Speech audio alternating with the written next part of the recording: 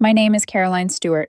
I'm 32 years old, and I work as the chief financial officer of a major corporation in Locke, Texas. 6 months ago, during what was supposed to be a routine Saturday family dinner, my father looked me in the eye and told me to get out of his house, that I was no longer his daughter, because I refused to buy a $350,000 house for my younger brother, David. That was the night everything shattered. Family dinners had always been a tradition.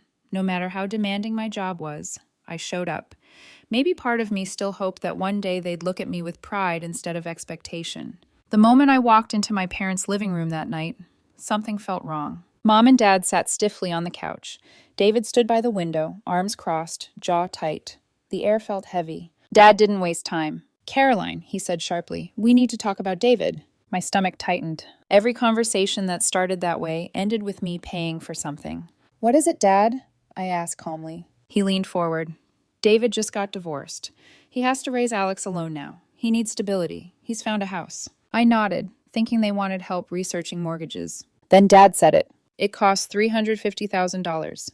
I think you should buy it for him." For a second, I honestly thought I misheard him. "Buy it?" I repeated. Mom jumped in quickly. "Honey, you're in a good position. You're not married. You don't have children. David's going through so much." David avoided my eyes. "I'll pay you back," he said. 10 years. 10 years. I did the math instantly. Nearly $3,000 a month. He barely made $2,500. "Why should I buy a house for David?" I asked quietly. Dad's face hardened. "Because you're his older sister. That's your responsibility." There it was. Responsibility. That word had followed me my entire life. "I can't do that," I said firmly. "He can rent something affordable." The room went silent. Then my father stood up so suddenly, his chair scraped loudly across the floor. "You're selfish," he shouted. "You have money and you refuse to help your own brother?"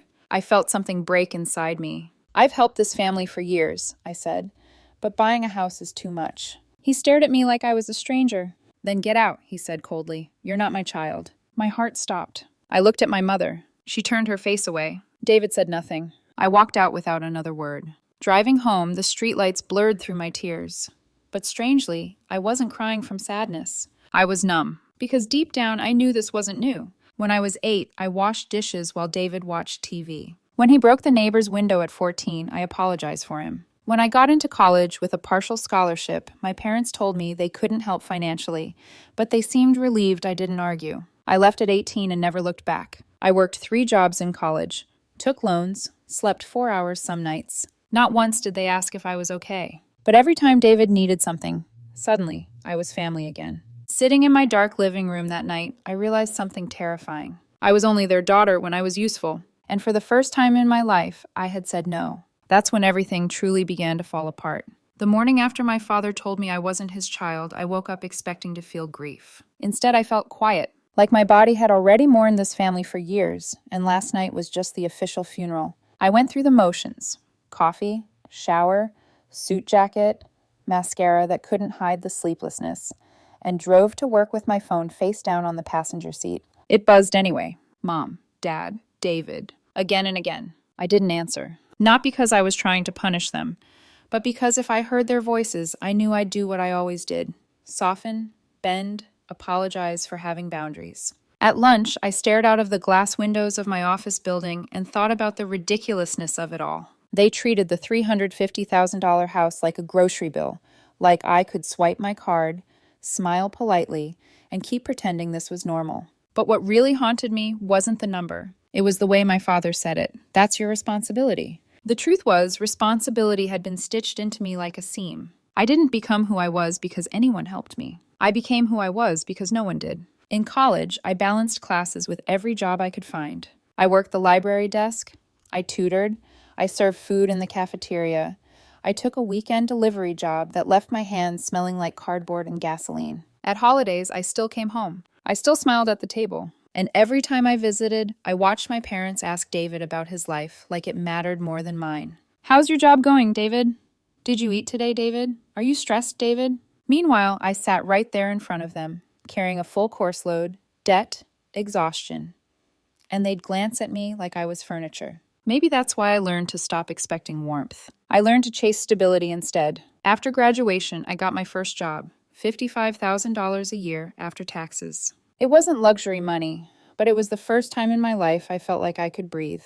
I didn't spend it on vacations or new clothes. I made a plan. Every month, after rent, groceries, gas, insurance, I saved at least $400. Invested another $400. Lived on less than $2,500 for everything else. My coworkers joked, "Caroline, you live like a retired man." I laughed with them, but inside I was counting. Because every dollar I saved was a brick, a wall, a way out. A year later, I got promoted. My salary jumped to $75,000. I didn't upgrade my lifestyle. I upgraded my discipline. I pushed my savings and investments to $2,000 a month. 3 years into my career, I moved to a larger company with even better pay. And then, one of my investments exploded tenfold.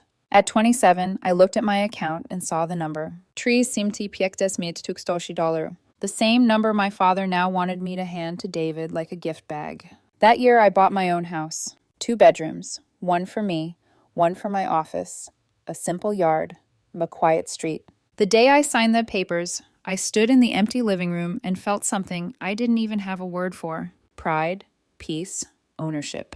I invited my parents over hoping, just once, they'd see what I'd built. They walked through my home like inspectors. Mom frowned at the kitchen.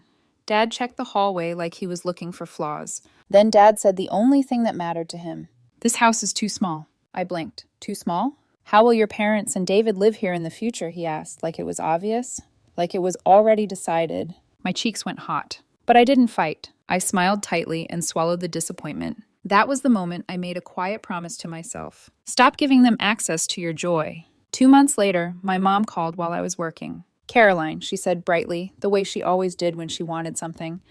"I have good news." My stomach dropped immediately. "David is getting married," she announced. "Emily's pregnant, so they're going to do the wedding soon." I let the silence stretch. David had known Emily for 6 months. 6. And now they were bringing a child into the world. Rushing into marriage like the word family would magically fix everything. "Tell him congratulations," I said carefully. Mom didn't even pause to let that land. "They need about $15,000 for the wedding," she continued, "and your father and I don't have it." There it was. I closed my eyes. "Do David and Emily have savings?" I asked. "They're young," Mom said, like it was an excuse. "And now with the baby coming." "Then they should scale it down," I cut in. "Small wedding, close family." Mom's voice hardened slightly. "A wedding only happens once. You're his older sister. You're in a better position. You need to help." That word again. Need. I felt my jaw tighten. I could afford to give something, but I didn't want to feed the machine. So I made a decision. "I'll give $3,000 as a wedding gift," I said. "That's it." Mom exhaled like she was personally wounded. "3,000 isn't enough," she said, disappointed. "They need at least 15. "If 3 isn't enough," I replied steadily, "then I won't give anything." Silence. Then her voice turned cold. "You're so selfish." And she hung up. I stared at my phone for a long time after the call ended, because it wasn't the first time I'd been called selfish. It was just the first time I didn't flinch. David and Emily got married anyway. They welcomed their son, Alex. And, against my better judgment, I didn't let my anger touch the child, because Alex wasn't part of the manipulation. Alex was just light. The first time I held him, tiny and warm, I felt something soften in my chest. "Hi," I whispered. "I'm Aunt Caroline." Even when David and Emily were careless, even when my parents treated me like a wallet, I showed up for Alex. I took him for ice cream. I brought him gifts.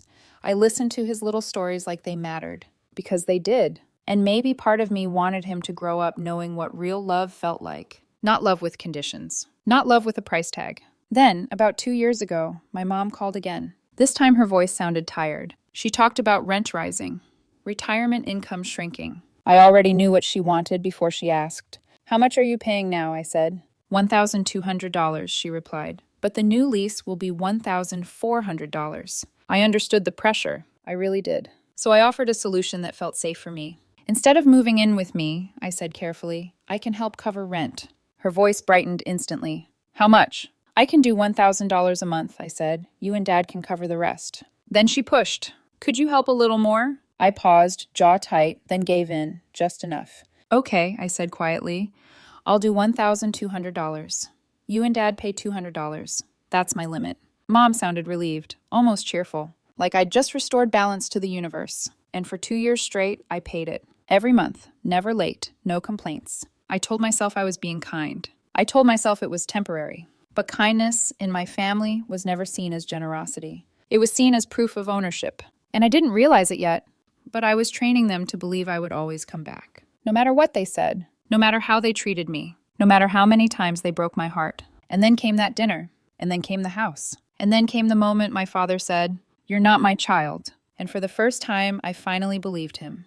That night, after my father disowned me over a $350,000 house, I sat in my home office and stared at the wall for nearly an hour. Not crying, not pacing, just thinking. For 2 years, I had transferred $1,200 to my parents every single month. That was $28,800 a year, nearly $60,000 in total. And yet one refusal erased everything. I opened our family group chat. My fingers hovered over the keyboard. Then I typed, "Dad, Mom, David. After tonight, I've thought carefully about our relationship. Starting tomorrow, I will stop the $1,200 monthly support. I've helped for 2 years without missing a payment. But tonight, when I refused to buy a house, I was told I'm not a daughter anymore. That made it clear that my value here depends on money. I can't continue this way. David is 30. He has a child. He needs to take responsibility for his life. This decision is final." I read it twice. Then I pressed send. The silence afterward felt louder than any argument. 10 minutes later, my phone exploded. Calls, texts, voice messages. I didn't answer, because if I picked up, I knew they'd twist it. The next morning, I woke up strangely calm. For the first time in years, I wasn't obligated to send that transfer. For the first time, my money and my energy were mine. But peace never lasts long in my family. 3 days later, they showed up at my house, unannounced, uninvited. I was in my kitchen when I heard the front doorbell ring repeatedly. When I opened it, they didn't wait. Dad pushed past me first. Mom followed. David walked in last, already irritated. "Excuse me," I said sharply. "You can't just walk in." Dad ignored me. "You think cutting them money is going to fix anything?" he snapped. "Dad, we can talk."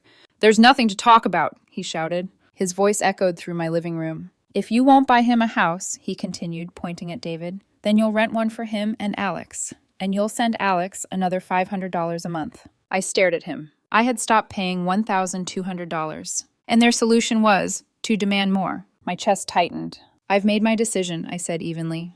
"I can't support this anymore." David stepped forward. "You have a house, a high-paying job, and you won't help your own brother?" His voice rose. "You're selfish, Caroline." Selfish. Again. They stood in my home, the house I built alone, and called me selfish. "I've helped this family enough," I said, my voice shaking but steady. "It's time I focus on my life." Mom started crying. Real tears. "Caroline, your father and I are getting older," she sobbed. "We can't work like before. You can't abandon us." For a second, just a second, I almost folded, because that's what I always did. But before I could speak, Dad cut in. "You owe us," he shouted. "You only got your education and your job because we raised you." That was the moment something snapped. Raised me? They didn't pay for my tuition. They didn't pay my rent. They didn't carry my debt. They raised David. I raised myself. I glanced toward the window and noticed curtains shifting across the street. Neighbors were watching. Humiliation crawled up my spine. "Please leave," I said firmly. David stepped closer, finger pointed inches from my face. "You can't kick us out. We're family." Dad's voice dropped into something colder. "I don't have a daughter as ungrateful as you." The air felt suffocating. My hands were shaking. And for the first time in my life, I realized they weren't going to stop. Not with yelling, not with guilt, not with escalation. They believed they had the right to me, to my money, to my house, to my life. So I did something I never imagined I'd do. I picked up my phone, and I dialed 911. When the operator answered, my voice was steady. "There are people in my house refusing to leave." The room went silent. All 3 of them stared at me in disbelief. "You wouldn't dare," David whispered. 15 minutes later, 2 officers stood in my living room. I explained everything calmly. The officers turned to my parents and David. "You need to leave," one of them said. In front of the police, they had no choice. As they walked out, my father stopped at the door and looked at me with something close to hatred. "You're already dead to us," he said. Then they left. The neighbors' eyes followed them down the driveway. I closed the door, locked it, and leaned my forehead against the wood. I wasn't shaking anymore. I wasn't crying. I felt hollow, but also certain, because once you call the police on your own family, there is no going back. I thought the humiliation would end there. I thought they'd finally understand how serious I was. I was wrong. They didn't reflect. They retaliated. Within a week, my phone started ringing from relatives I barely spoke to. Aunt Margaret was the first. Her voice was icy. "I'm disappointed in you, Caroline. What happened? I asked, already knowing. You threw your elderly parents out and called the police on them. What kind of daughter does that? I tried to explain. She didn't let me. You should be ashamed, she said before hanging up. Then came Uncle Robert's message. Your parents sacrificed everything for you.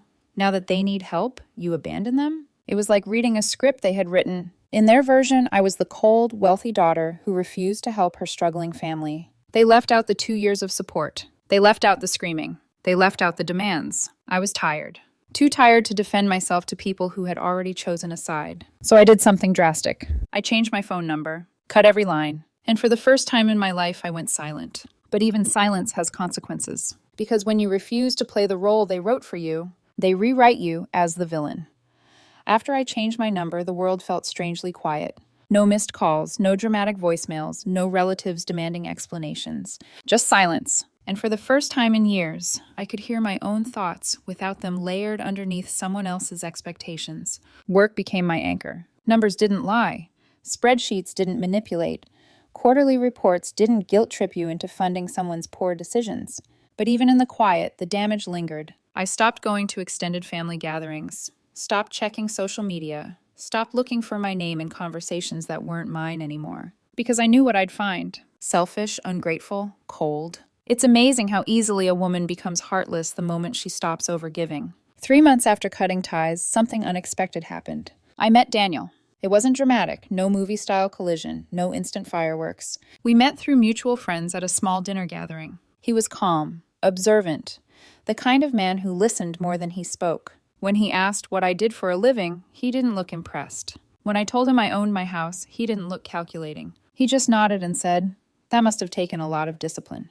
And for some reason, that one sentence made my throat tighten, because he saw the effort. Not the outcome, not the money, not the opportunity, the effort. We started seeing each other casually at first. Coffee, walks, dinner. He never pushed, never assumed, never hinted that I owed him anything. After years of being treated like a financial safety net, that felt revolutionary. But even with Daniel, I didn't tell the full story right away. Not about the police, not about the disowning, not about being turned into the villain. Because once you've been labeled ungrateful daughter, you start wondering if it's contagious. Then one Saturday afternoon, about a month ago, I was trimming hedges in my front yard when the doorbell rang. I wiped my hands and walked toward the door. And there they were, Mom and Dad, standing on my porch. They looked smaller, older. Dad's shoulders seemed slightly hunched. Mom's eyes looked tired in a way I hadn't noticed before. For a moment, I just stood there. The last time I saw them, there had been police officers in my living room. I opened the door but didn't step aside. "What brings you here?" I asked carefully. Mom didn't hesitate. She started crying immediately. "We came to apologize," she said. The words landed heavier than I expected. Dad cleared his throat. "I was wrong to say you weren't my daughter," he said stiffly. "I've been quick-tempered." Mom nodded quickly. "And I favored David too much. I thought he needed more protection. I didn't realize how much that hurt you." For a second, I felt something crack inside my chest. Because this acknowledgement, was something I had wanted since I was 8 years old. Since I was 16, apologizing for David's broken window. Since I was 18, moving into a dorm with no help. I searched their faces. There was no anger, no shouting, just exhaustion. "Why now?" I asked quietly. Dad exhaled. "Because we already lost you." Mom added, "The house feels empty without you visiting." My throat tightened. Part of me wanted to open the door wider, invite them in, pretend we could rewind time. But experience had taught me something crucial. In my family, apologies often came with attachments. So I asked the question that mattered. "What do you mean by going back to normal?" Dad hesitated. Then, almost casually, he said, "We were hoping maybe you could support us again. Like before. Things have been hard." There it was. The shift. Subtle, careful, but unmistakable. The apology had a price tag. My chest cooled instantly. They hadn't come just for reconciliation. They had come for reinstatement. I looked at my mother's hopeful expression, at my father's uncomfortable stance, and I felt a strange mix of sadness and clarity. "I forgive you," I said slowly. Their faces lit up. "But I can't go back to how things were." The light faded just as quickly. Mom blinked. "Why? We said we were sorry." "Because forgiveness doesn't mean forgetting," I replied gently. "What happened showed me exactly where I stood. I had value when I was providing." Dad's jaw tightened slightly. "I'll always love you," I continued. "But I can't carry this family anymore." Silence settled between us. No yelling this time. No accusations. Just a quiet understanding that something irreversible had happened. Dad finally nodded. So that's your decision? Yes. Mom's eyes welled up again, but she didn't argue. They turned and walked down the driveway. I watched them get into their car, and as they drove away, I felt something I hadn't expected. Not triumph, not anger, just grief, because boundaries protect you. But they also confirm what was broken. That night, Daniel came over. He noticed immediately that something was off. You look like you've been holding your breath all day, he said gently. I told him everything. The house, the police, the apology, the request. He listened without interrupting. When I finished, I waited. For judgment, for subtle criticism, for that familiar implication that maybe I should just be the bigger person. Instead, he reached for my hand. You're allowed to protect yourself, he said quietly. And for the first time in months, I felt seen. Not as the villain, not as the provider. Just as a woman who had been stretched too thin for too long. But even as my life began to stabilize, even as peace settled in, there was still one thread connecting me to that family. Alex! And loving him would soon test me in ways I hadn't anticipated. If there was one person who complicated everything, it was Alex. My nephew had nothing to do with the arguments, the money, or the police. He was just a child with big brown eyes and a habit of asking for candy before dinner. Even after I cut ties with my parents and David, I never stopped thinking about him. On his birthdays, I sent gifts. On Christmas, a package would quietly arrive at David's address with Alex's name on it. I didn't include notes for David. I didn't add messages for my parents. Just something small and thoughtful for the one person who never demanded anything from me. The first time David called after months of silence, I almost didn't answer. But when I saw Alex's name on the caller ID, David must have used his phone. I picked up. Aunt Caroline! Alex's tiny voice burst through the speaker. I got the robot! I closed my eyes, smiling despite myself. You like it? It's so cool. Daddy says thank you. There was a pause after that. I knew David was listening, but he didn't speak. And I didn't either, because some relationships survive best when they stay quiet. Daniel and I continued building something steady. Not dramatic, not explosive, just healthy. He respected my boundaries. He didn't pressure me to reconcile. He didn't criticize my parents. He simply supported my decision. One night, as we sat on my couch, he asked softly, "Do you ever regret it?" I thought about it honestly. I regretted the childhood I didn't get. I regretted the version of my father who might have been capable of pride. But I didn't regret choosing myself. No, I answered finally.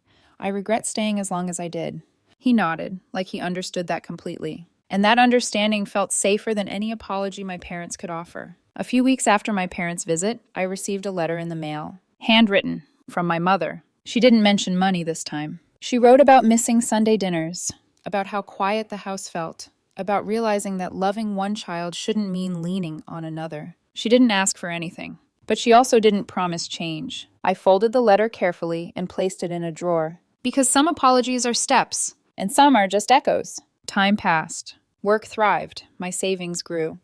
Daniel and I started talking about future plans. Cautiously, realistically. Not in a way that assumed sacrifice. In a way that assumed partnership. And I realized something slowly. For years, I believed love meant giving until it hurt. But real love, the kind Daniel showed me, the kind I showed Alex, didn't demand proof. It didn't measure worth in dollars. It didn't withdraw affection when boundaries appeared. It simply existed. Without conditions. I still drive past my parents' neighborhood sometimes. Not intentionally. Just because old habits linger. The house looks the same. The curtains are different. Life moves forward, whether you're inside it or not. Sometimes I wonder if David ever reflects. If he ever realizes that I didn't refuse because I hated him. I refused because I had spent my entire life being the safety net. And nets eventually tear. But that's not my lesson to teach him anymore. Today my life is quieter. More stable. More honest. Daniel and I are building something rooted in respect, not obligation. I still send gifts to Alex. And when he's old enough to ask questions, I hope he understands that loving someone doesn't always mean staying close. Sometimes it means stepping back so you don't drown. I forgave my parents, but I didn't return, and that distinction saved me. So now, when I look in the mirror, I don't see the selfish daughter they described. I see a woman who worked for everything she has. A woman who learned that boundaries are not cruelty. They are survival. And if loving my family from a distance makes me the villain in their story, then maybe, for once, I'm okay not being the hero.